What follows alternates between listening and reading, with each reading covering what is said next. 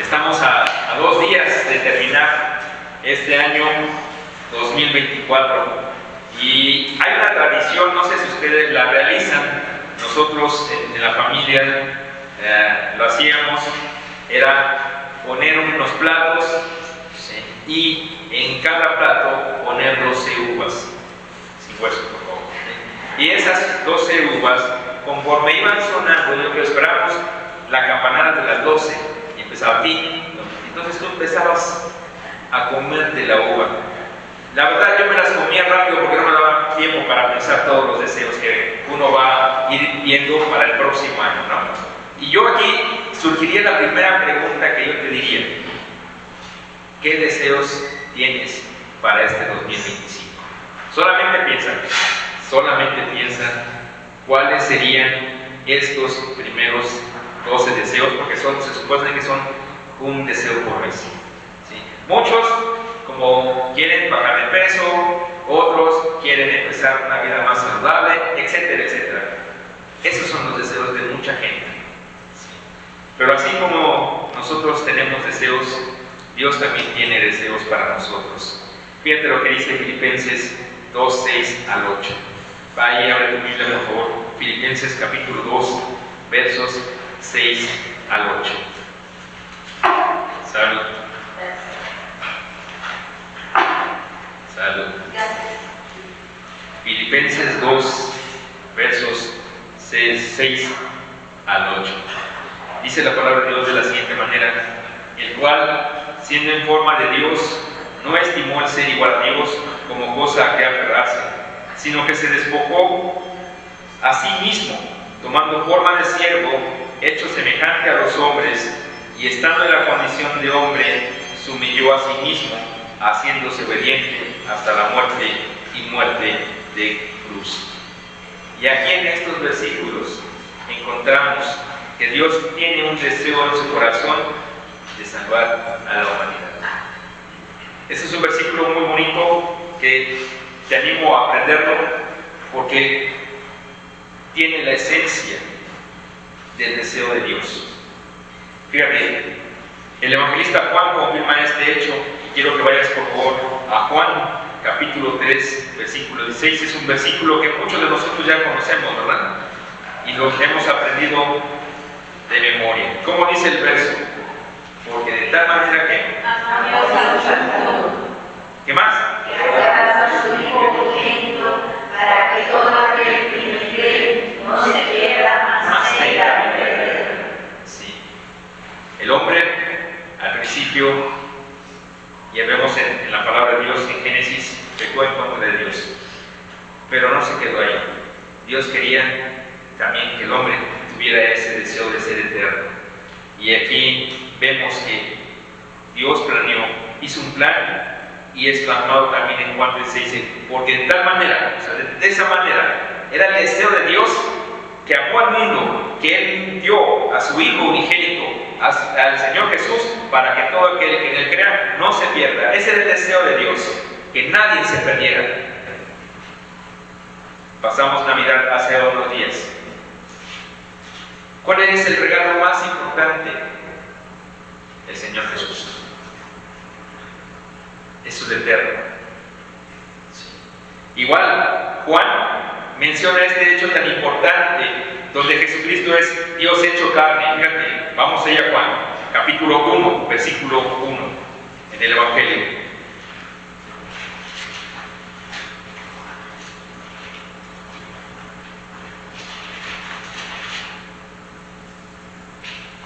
Juan, capítulo 1, verso 14, y me gusta mucho este versículo. Dice de la siguiente manera: y aquel verbo fue hecho carne y habitó entre nosotros, y vimos su gloria como del unigénito del Padre, lleno de gracia y de verdad. Aquí vemos plasmado que el verbo, la palabra, el logos, se hizo carne. Acabamos de leer lo que dice Filipenses, que Él se despojó de esa deidad y se hizo como nosotros, como hombre. ¿Sí? Y aquí vemos cómo Juan plasma este aspecto. Y el verbo fue hecho carne y habitó entre nosotros. cuántos de nosotros quisiéramos haber estado en la época en que el Verbo habitó. A mí me hubiera gustado conocer personalmente al Señor Jesucristo. Muchas veces tenemos una imagen del Señor Jesucristo. Cabello largo, sí, con barba. ¿Realmente es esa imagen? No. Un día estaremos cara a cara viendo al Señor Jesucristo y veremos cómo es físicamente. Y ese tiempo viene ya muy próximamente. Bueno, resumiendo estos versículos, te diría lo siguiente: el primer deseo que une el corazón de Dios fue que reconozcamos que Jesús vino al mundo por ti y por mí. Ese es el primer deseo que hubo de Dios en su corazón. Que reconozcamos nosotros que Jesús vino al mundo por ti y por mí. Y esto tenía que suceder, como lo había dicho en la profecía en Isaías, del capítulo 7, versículo 14 al 16, dice lo siguiente: por tanto, el Señor mismo os dará señal. He aquí que la Virgen concebirá y dará a luz un hijo, y llamará su nombre Emmanuel. Y todos sabemos qué significa Emmanuel: Dios con nosotros. Ese verbo, imagínense tener esa comunión, y hoy la tenemos, porque tenemos el Espíritu Santo. Esa comunión que tenemos hoy, Emmanuel, está en nuestro corazón. Dice el versículo 15: comerá mantequilla y miel hasta que sepa desechar lo malo y escoger lo bueno. Y esta profecía se cumple. Sí. Esta profecía se cumple. Dios respeta todos los tiempos y se va cumpliendo ahorita lo que acabamos de leer en el Evangelio de Mateo. Mateo y Lucas hablan acerca del nacimiento de Jesús, pero Mateo tiene muchas cosas importantes que ahorita vamos a ir viendo. Primer deseo de Dios: que naciera el Señor Jesucristo. Vino por nosotros, vino a salvarnos. Fíjate lo que dice ahí Mateo. Vamos ahora sí a nuestra lectura. Mateo capítulo 2. En el Evangelio de Mateo es el único que narra la visita de los magos. Ojo, muchos conocemos y les decimos Reyes Magos, ¿verdad? La tradición dice y habla acerca de los Reyes Magos. Aquí no usa la palabra reyes, aquí usa solamente la palabra magos. Capítulo 2 de Mateo. Mateo está dividido este capítulo de los versos 1 al 12, hablan de la infancia del Señor Jesús en Belén, y de los versos 13 al 18 de la infancia del Señor Jesús en Egipto. Hoy veremos la primera parte, los versos 1 al 11 que acabamos de leer. Fíjate que la palabra mago hoy actualmente se usa de una manera muy malentendida. A mí me gusta más el término que usan algunas otras versiones, que es el término sabios. Me gusta mucho más ese término. Sí. Y pues un sabio era una persona que tenía estudios entendidos en toda ciencia, era lleno de inteligencia y sabiduría, conocían de la astronomía y algunas otras materias, algunas otras áreas las conocían, pero una de las cosas que vemos aquí y que narra la Biblia es que ellos habían tenido una revelación especial. Algunos teólogos mencionan que fueron capacitados por el Espíritu Santo. ¿Por qué? Porque lo acabamos de leer, dice: cuando Jesús nació en Belén de Judea, en días del rey Herodes, versículo 1, vinieron del oriente a Jerusalén unos sabios, diciendo: ¿dónde está el rey de los judíos que ha nacido? Porque su estrella, fíjate, esto es lo importante, dice, porque su estrella hemos visto. ¿En dónde? En el oriente, y venimos a adorar. Ellos habían estudiado las profecías, ellos habían estudiado ciertos aspectos y querían venir a ver al rey, al niño Jesús. Y eso es muy bonito, ¿sí? Que no siendo judíos, Dios toma a otras personas de otra nacionalidad para venir a ser algo. Y eso es lo que debemos destacar de Mateo. Mateo, debemos recordar que es un libro escrito para judíos, y los judíos siempre exigían algo: señales. Unas señales de estas es importantísima. Como otras personas de otros lugares vienen a preguntar: ¿por qué? Por el rey de los judíos. No hay una fecha exacta en relación a cuando llegaron los judíos, los sabios, perdón, del Oriente, pero parece ser que fue después del nacimiento del niño Jesús. Sí. Lucas narra la época en donde el Señor nace en el pesebre, y se ve que ahí Lucas menciona que los pastores fueron a adorarle, fueron los primeros a adorarle, no fueron los reyes magos, o los magos, o los sabios, no fueron los primeros, fueron los pastores.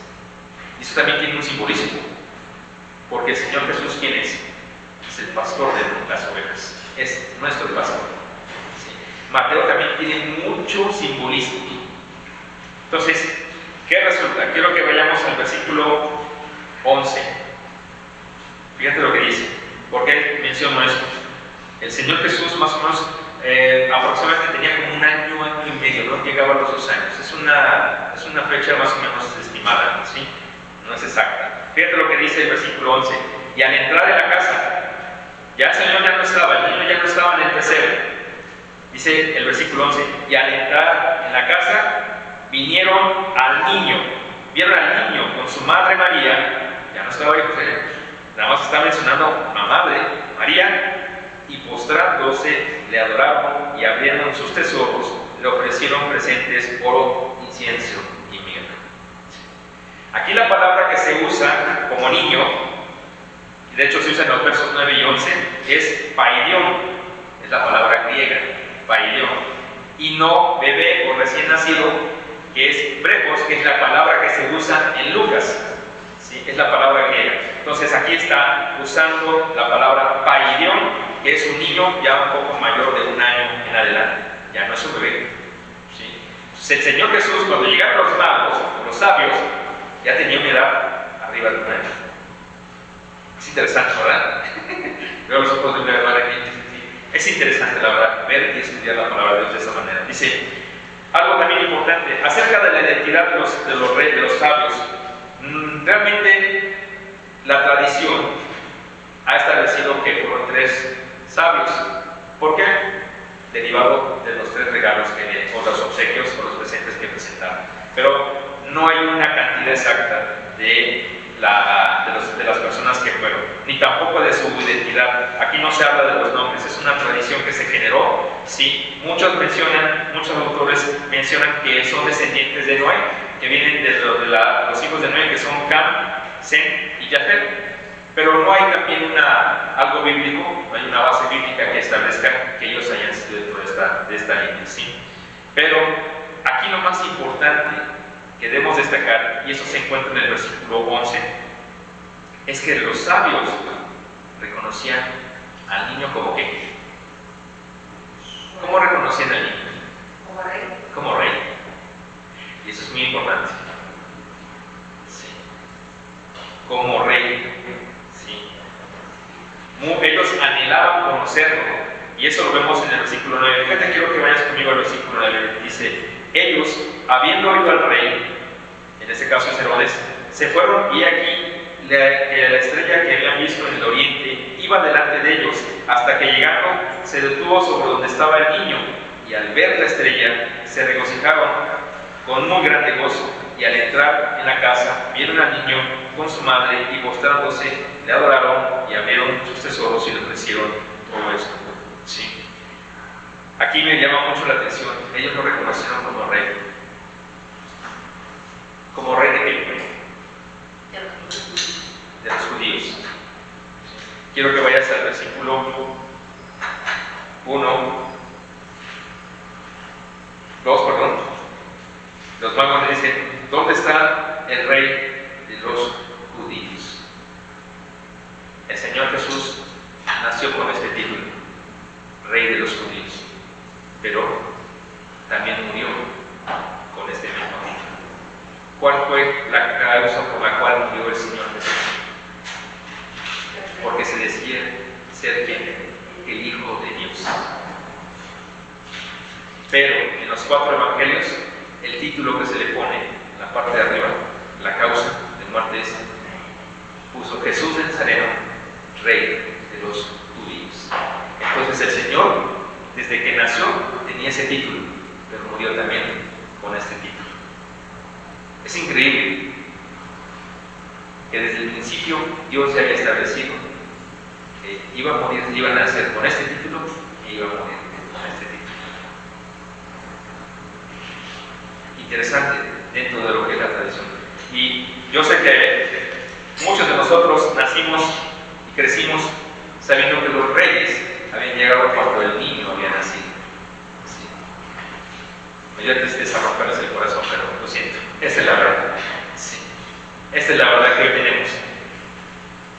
Pero a mí me llama mucho la atención cómo es que Mateo dice lo siguiente. Fíjate. Y al ver la estrella se regocijaron con un grande gozo. Yo no me imagino la cara de los magos cuando vieron al Señor Jesús ya de una determinada edad. Pero dice la palabra que los sabios se regocijaron, estaban felices de ver la profecía cumplida. Si tú lees qué personaje dice en la Biblia que había visto la salvación en Jesús, y decía él, ahora ya me puedo morir. ¿Se acuerdan quién fue? Simeón. Dice, he visto la salvación, ahora Señor, recibe a tu siervo. Qué increíble decir esas palabras. A mí me hubiera gustado conocer al Señor siendo niño. Sí. Hay muchas historias alrededor de él, pero lo que es lo bíblico es lo más importante, es lo más interesante.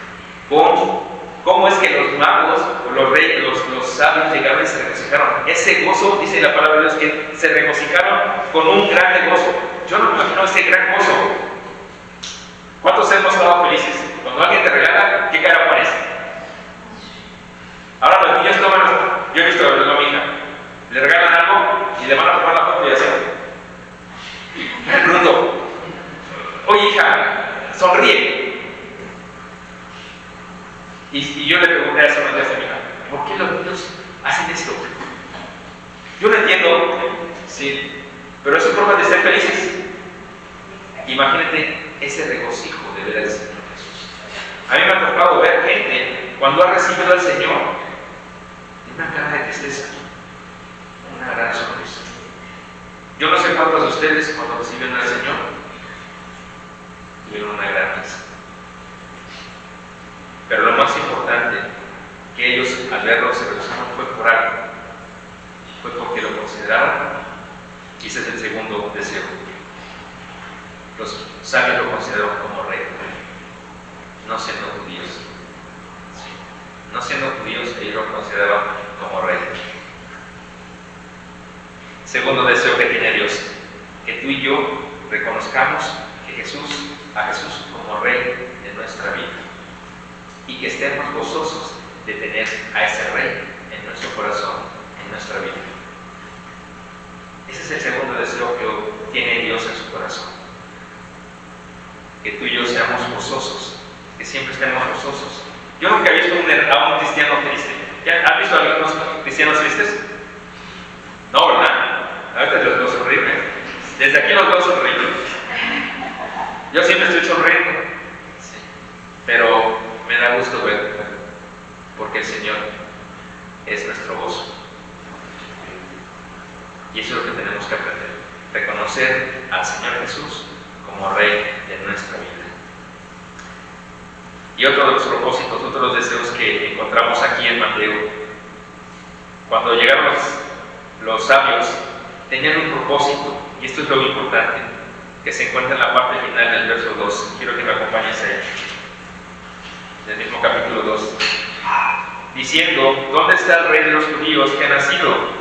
Porque su estrella hemos visto en el oriente, y venimos a qué? Adorarle. Venimos a adorarle. Esta palabra de adoración o adorarle se repite mucho en estos versículos. Está en el verso 2, está en el verso 8 y en el verso 11. Y yo le preguntaría, o te preguntaría a ti, ¿qué es la adoración? ¿Cómo definirías la adoración? Si alguien te pregunta, ¿qué es adorar? ¿Qué le dirías?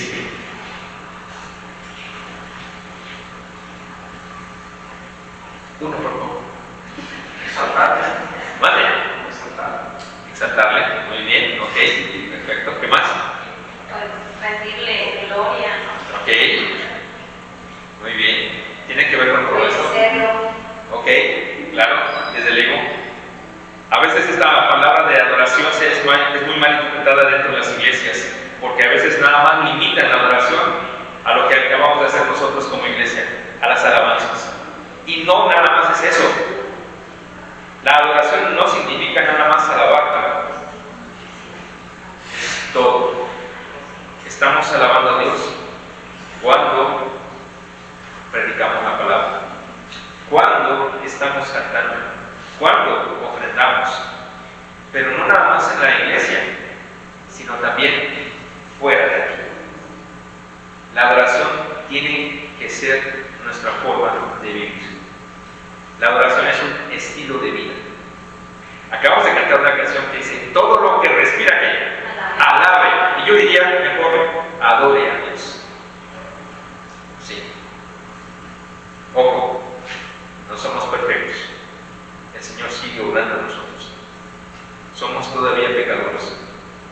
Pero eso que no impida que la adoración sea cortada o sea estorbada por el pecado. Todo lo que respire, alabe o adore al Señor. Sí. Esta debe ser nuestra actitud. Fíjatelo cómo se define la adoración. La adoración es la actitud o la intención interna de nuestro corazón como hombres para Dios, el cual implica, como dice la hermana, obediencia, servicio, rendición, amor en todo momento de nuestra vida. Y repito, es la intención interna de nuestro corazón como hombres para con Dios, lo cual va a implicar mi obediencia, mi servicio, mi rendición, mi amor, etcétera, etcétera, etcétera. Por eso que les digo que la adoración es un estilo de vida. Y eso es lo que aquí vemos en los versículos que estamos ahorita leyendo. Sí. Juan, en el capítulo 4, versículo 24 dice: Dios es espíritu, y los que le adoran en espíritu y en verdad es necesario que adoren. Y me gusta mucho la traducción del lenguaje actual que dice lo siguiente: Dios es espíritu, y los que le adoran, para que lo adoren como se debe, tienen que ser guiados por el espíritu. Se acerca el tiempo en que los que adoran a Dios, el Padre, lo harán como se debe, guiados por el espíritu, porque así es como el Padre quiere ser adorado, y ese tiempo ha llegado. ¿Sí? Las palabras que se utilizan en el verso 11 al final, como adoración, la palabra griega es proskuneo, que significa reverencia, dar obediencia a, o como dice el verso 11, postrarse ante alguien. Dice el versículo 11: y al entrar en la casa, vieron al niño con su madre María, y aquí viene, dice, y postrándose, le ofrecieron presentes, oro, incienso y mirra. Y esto de postrarse también significa y tiene un simbolismo. ¿Sabes qué es? Humildad. Porque cuando tú y yo adoramos a Dios, ¿qué tiene que pasar en nuestro corazón? Tenemos que ser humildes. Porque tenemos que rendirnos a un rey. Y eso es una adoración. Yo tengo que ser humilde. Lo contrario es el orgullo. Y tengo que guardar esa humildad. Como unas personas que venían siendo sabios, que tenían todo el conocimiento, llegan ante un niño y se postran. Esa es humildad. Sí. Si entrara ahorita el presidente o la presidenta de la nación, ¿qué harías tú? ¿Le darías tu lugar? ¿La saludarías? ¿Le rendirías culto?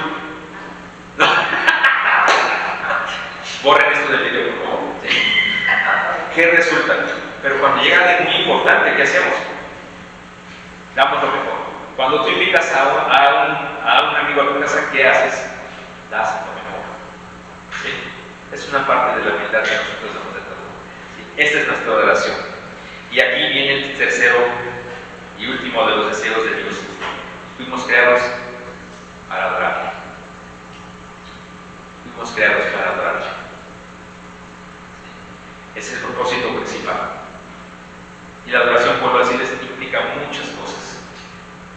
Dios, cuando estaba con el hombre, tenía esa adoración. El hombre le adoraba, lo respetaba. Pero cuando pecó, se rompió esa adoración. Hoy vemos que mucha gente ha desviado lo que es la verdadera adoración de Dios, o hacia Dios, yéndose más hacia su adoración de Él mismo, a su propio orgullo. Y es algo que nosotros luchamos. Y ese es el punto con el cual Satanás luchó por muchos años y sigue luchando también, su propio orgullo. Eso es lo que destruyó la relación entre Dios y Satanás. Por eso les hablaba de él, que Mateo tiene mucho simbolismo.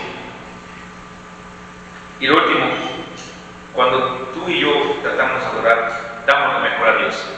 Los sabios dieron 3 elementos importantes dentro de esta narración. Dieron oro, incienso y mirra. El oro representa la deidad de Jesús, Dios hecho hombre, y solo era dado a los reyes. Eso es lo único. El oro era específicamente dado a los reyes. Incienso. El incienso es una resina extraída de un árbol y muy fragante o aromática, y cuando se quema era usado para la adoración en el Antiguo Testamento. ¿Cuántos han puesto incienso en su casa? Hay unas barritas que venden, sí, y que luego las queman y huele rico. Bueno, no a todos les gusta, ya me cuenta. Sí, pero huele rico, sí. Finalmente, este incienso tenía un simbolismo, sí. En el Antiguo Testamento se daba como una ofrenda agradable a Dios. Lo vemos en Éxodo 30:34. El incienso es un símbolo de santidad y justicia. El incienso es lo que significa santidad y justicia. Al dárselo al niño Jesús, simbolizaba que su voluntad era su voluntad de convertirse en un sacrificio, entregándose por completo de forma parecida a un holocausto. Porque el incienso se quemaba. Era un sacrificio, era una ofrenda.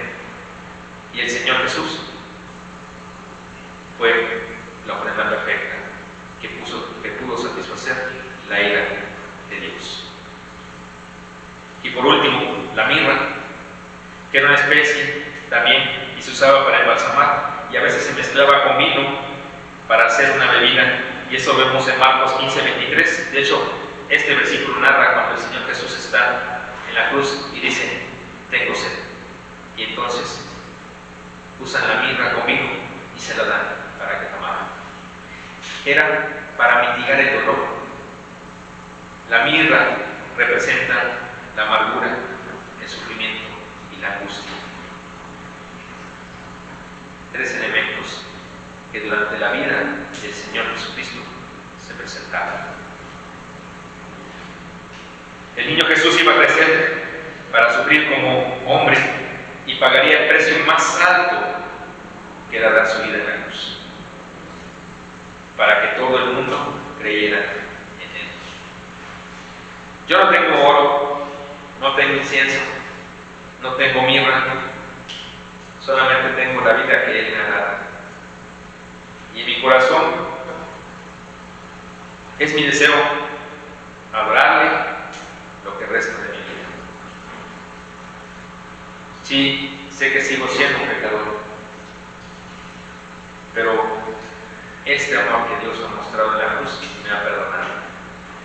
Y la manera que Dios quiere que nosotros seamos unos verdaderos adoradores se presenta en Romanos 12, versículo 1 al 12, que también lo hemos aprendido muchas veces. Y dice la palabra de Dios, dice: por eso, hermanos míos, dice, ¿cómo dice Romanos 12? Vamos a Romanos 12.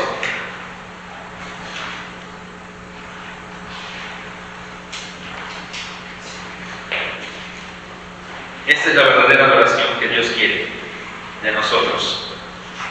Romanos 12, 1 y 2.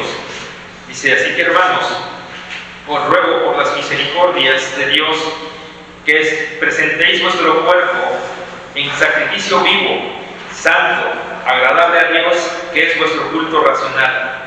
No os conforméis a este siglo, sino transformaos por medio de la renovación de vuestro entendimiento, para que comprobéis cuál sea la buena voluntad de Dios, agradable y perfecta. Y me gusta también la versión del lenguaje actual, que dice lo siguiente: por eso, hermanos míos, ya que Dios es tan bueno con ustedes, les ruego que dediquen toda su vida a servirle, a adorarle y a hacer todo lo que a Él le agrada. Así es como se le debe adorar. Y no vivan como vive todo el mundo. Al contrario, cambien de manera de ser y de pensar. Así podrán saber qué es lo que Dios quiere, es decir, todo lo que es bueno, agradable y perfecto. Esa es la verdadera oración que Dios quiere de nosotros. Que este año que el Señor permita que podamos vivirlo, que nos levantemos con el ánimo de adorarle todos los días. Todos los días necesitamos de Dios, todos los días necesitamos de Él. Y me llamó mucho la atención porque hace unos días yo recibí un lindo poema que no lo voy a leer todo, pero es un lindo poema que habla acerca del Señor Jesús. Déjenme buscarlo. Yo lo leí así esporádicamente, pero después lo estuve analizando. Y se llama Yo solo sé que se llama Jesús. Permítanme.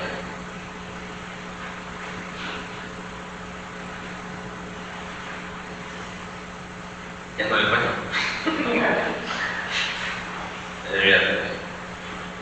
Aquí está. Déjame compartirte este poema. Me gustó mucho, la verdad. Habla cosas, tiene cosas muy interesantes.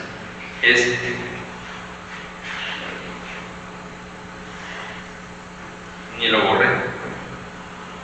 Aquí está. Solo sé cómo se llama. Es de Gabriela Mistral. No sé quién lo ha leído. No sé si el pastor lo ha leído alguna vez. Dice lo siguiente. Gabriela Mistral es chilena. Fue el premio Nobel de Literatura en 1945 y dice que si nació hoy, que si nació ayer, que si nació aquí, que si nació allá, que se murió a los 33, que se murió a los 36, que cuántos clavos, que cuántos panes y pescados, que si eran reyes, que si eran magos, que si tenían hermanos, que si no tenían. Yo lo único que sé es que a mí me tomó de la mano cuando más lo necesitaba. Me enseñó a sonreír y agradecer por las pequeñas cosas. Me enseñó a llorar con fuerza y a dejar ir. Me enseñó a despertarme agradecido y a acostarme con la cabeza tranquila, a caminar muy lento y sin preocupaciones. Me enseñó a abrazar al que me necesita. Me enseñó mucho, me enseñó todo. Me enseñó a quererme con ganas, a querer a quien está al lado mío y a darle la mano. Me enseñó que siempre me está hablando, en lo cotidiano, en lo sencillo, a manera de mensajes, y que para escucharlo tenía que tener abierto el corazón. Me enseñó que un gracias o un perdón lo puede cambiar todo. Me enseñó que la fuerza más grande es el amor y que lo contrario al amor es el miedo. Me enseñó cuánto me ama a través de lo que yo amo a mi familia. Me enseñó que los milagros sí existen. Me enseñó que si yo no perdono, soy yo el que se queda prisionero y que perdonar primero, tengo que perdonarme. Me enseñó que no siempre se recibe bien por bien, pero que actúe bien a pesar de todo. Me enseñó a confiar en mí, a levantar la voz frente a la injusticia. Me enseñó a buscarlo adentro y no afuera. Me enseñó que me aleje sin enojarse, que salga a conocer la vida, a equivocarme y a aprender. Y me siguió queriendo, cuidando y esperando. Me enseñó que solo vengo por un tiempo y solo ocupo un lugar pequeño, y me pidió que sea feliz y viva en paz. Que me esfuerce cada día en ser mejor y en compartir su luz conociendo mi sombra. Que disfrute, que goce, que ría, que llore y que valore. Que Él siempre va a estar conmigo. Que aunque dude y tenga miedo, confíe, ya que esa es la fe, confiar en Él a pesar de mí. Gracias, Jesús, por estar en mi vida y enseñarme a vivirla. Cerebro que llego a mi vida, Celebro que llegó a mi vida y que si se lo permito, vuelva a nacer en mi corazón. Me llamó mucho la atención este poema de una persona, no sé si sea cristiana, pero a mí me llamó la atención estas palabras. Que lo que acabamos de hablar, la manera de orar, es que siempre Dios está con nosotros. Y ese manual lo tenemos hoy en nuestros corazones. Vamos a orar. Padre bendito, hoy te damos gracias, Señor, por tu palabra. Gracias, Señor, porque naciste. Gracias, Señor, porque tú sufriste por mí y has perdonado todos los pecados. Yo sé que tú me has amado desde el principio y hoy estoy delante de ti. Y lo que resta de mi vida, quiero seguirte alabando, quiero seguirte adorando, Señor. Gracias, Señor, por las vidas que has salvado aquí, porque tenemos una fe segura, que un día tú vendrás por nosotros y estaremos nosotros. Gracias, Señor, por haber pensado en nosotros. Y gracias, Señor, por este gran amor derramado en la cruz y por limpiar todo pecado. Bendito seas, Señor, y que este año que va a iniciar, y que este año que terminó, te damos gracias también por todas las bendiciones que recibimos, aun cuando para nosotros fueron malas, Señor, porque tu palabra dice que todo es para nuestro bien. Y lo que venga el próximo año, Señor, si seguimos en vida, que nuestra vida siga adorando, y si no, en el cielo estaremos adorándote también. Gracias, Padre, por este momento, y gracias, Señor, por tu palabra. Bendito seas, alabamos su nombre en Cristo Jesús. Amén. Este poema se llama Solo sé que se llama Jesús.